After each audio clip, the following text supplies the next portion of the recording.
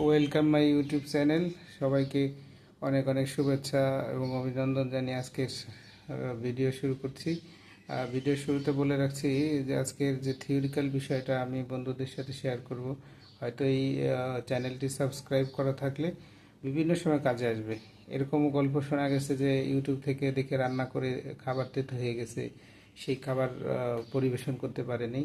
সেই বিষয়গুলো আমাদের লক্ষ্য করা উচিত। আর নানা রকম কথাবার্তা বলে আমরা সাধারণত মানুষকে বিভিন্নভাবে ডাইভার্ট করার চেষ্টা করি, কিন্তু অ্যাকচুয়াল যে বিষয়টা সেই বিষয়টা অনেকেই এড়াই যায় অথবা অনেকেই বলতে চায় না। কিন্তু আমি সেই বিষয়গুলো অবশ্যই বন্ধুদের সাথে খোলামেলা আলাপ করব। আশা রেখে আমার ভিডিওর দ্বারা যথেষ্ট উপকার হবে।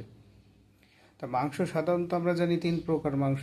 এই মাংসগুলোকে যেটা আমরা ক্লাসিফাই করতে পারি যে হোয়াইট মিট, রেড মিট, আর একটা হচ্ছে হান্টিং মিট, যেটা শিকারি মাংস। এখন সাদা মাংস, লাল মাংস, আর একটা হচ্ছে শিকারি মাংস। এখন আমরা সাদা মাংসের মধ্যে সাধারণত মুরগি জাতীয় জিনিস যেগুলো, এইগুলোই বুঝি। মুরগি জাতীয় জিনিস, পাখি জাতীয় জিনিস যেগুলো পালন করা হয়। আর হান্টিং মিট অবশ্যই বুঝতেছি, যেটা হচ্ছে শিকার করা হয়, সেটা বন্যপ্রাণী, সেই ধরনের মাংস। আর একটা হচ্ছে রেড মিট, যেমন গরুর মাংস, হরিণের মাংস, এই ইত্যাদি, খাসি, এইগুলোকে রেড মিট বলি।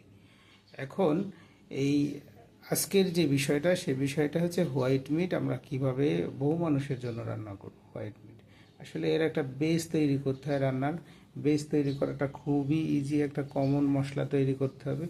তৈরি করে এরপরে হচ্ছে আপনি ওই মুরগির মাংস, এই হোয়াইট মিটটা আপনি তেলে ডিপ ফ্রাই করে নিতে পারেন হালকা। যদি ডিপ ফ্রাই নাও করেন কোনো সমস্যা নেই। সেই ক্ষেত্রে যেই মশলার একটা বেস তৈরি করতে হবে, সেখানে যেমন আপনার মুরগির মাংস, অবশ্যই মুরগি এবং মুরগি জাতীয় মাংসে রসুন বাটা বেশি দিতে হবে।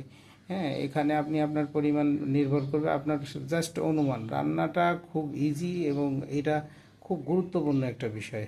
এটা এমন ভয় পাওয়ার কিছু নয় যে রান্না করতে পারবো না, রান্না করার জন্য বিভিন্ন লোককে ডাকতে হয়।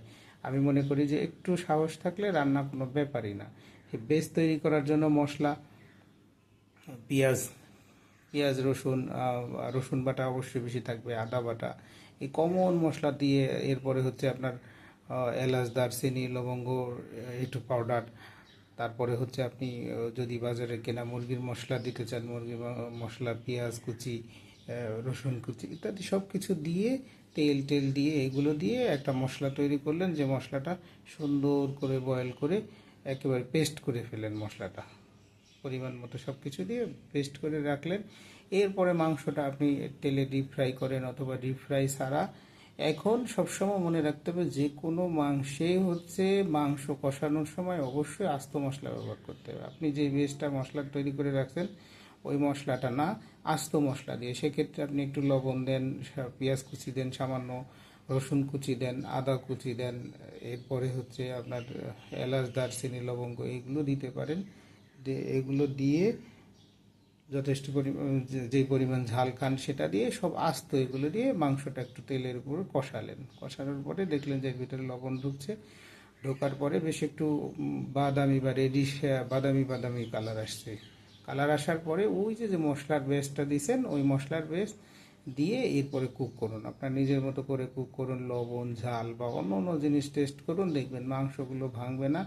আর মাঝে মাঝে রান্নার মাঝে মাঝে আপনার পাতিলটা একটু ঝাঁকি দিয়ে, বেশি নাড়াচাড়ার দরকার নেই। এই নর্মাল হিট দিয়ে আপনি রান্না শেষ করতে পারলেন। দেখলে সেই সুন্দর লাগবে। আশা রাখি আমার ভিডিওর দ্বারা সবার উপকৃত হবে। এবং এই বেসগুলো বলার এই একটা মাত্র কারণ, সেটা হচ্ছে রান্নার সময় যেভাবে দেখায় ওই রান্নাটা সেইভাবে করতে পারে না। বন্ধুরা, আমাদের সবচেয়ে বেশি সমস্যা, যে সমস্যাটা হয়, সে সমস্যা হচ্ছে যে ভিডিওতে দেখাচ্ছে এইভাবে, ভিডিওতে করতে ওভাবে নো। রান্নাটা হচ্ছে সম্পূর্ণ নিজের আইডিয়ার উপরে, জাস্ট থিওরিটা জানাটাই হচ্ছে মেন। আশা রাখি বন্ধুরা আমার এই ভিডিওটা খুব ভালো লাগবে। আর আমার চ্যানেলটি অবশ্যই আপনারা সাবস্ক্রাইব করে রাখবেন, যাতে প্রত্যেকটা ভিডিও আপনাদের কাছে পৌঁছায় এবং প্রত্যেকটা থিওরিতেই আপনারা উপকৃত হতে পারেন। ভালো থাকবেন, সুস্থ থাকবেন, সুন্দর জীবন প্রত্যাশায় শেষ করছি। আল্লাহ হাফেজ।